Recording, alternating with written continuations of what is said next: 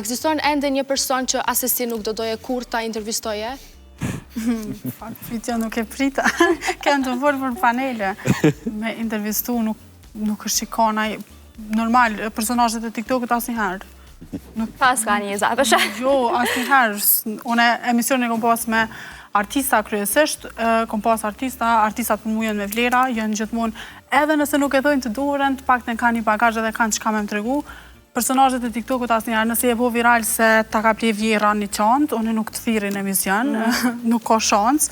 Jam shumë kundër, e ceka prej fillimit, jam kundër tyre, edhe nashta njerëzit kanë me më shoh për to që po e them, po nuk mundet mes premisit mu bo moderatore, pa kry kurfa shkolle, pa bo kush gjë, për mua është, unë jam kundër. Ajo në fakt që m'la përshtypja Anjeza, kur po tregoja për këto vitet karrierë që ke pas, do më thonë, në gazetari, edhe the që unë gjithmonë kam punu gazetare, po nuk më ka njoft askush. Mandej erdhi një moment ku ti shpërtheve, u bëre virale, edhe mandej njerëzit kanë filluar dhe kanë hulumtu dhe kanë kuptu që ti e gazetare. A të vjen keq për këtë realitet që ndodhi jo vetëm me ty, po ndodhi me... Edhe mua një gjë që ndodhi. Jo, unë jam shumë e lumtur për krejt e curinë e karrierës tam, edhe jo, unë mendoj që çdo gazetar që ka qef me qenë pak ma shumë, pak ma gjatë në televizion, do të me pas rrugtimin e njëjtë me mu, se çka vjen shpejt, ecë shpejt. Kështu që unë mendoj që unë nuk jam zhgënjur asnjëherë kur e kom bo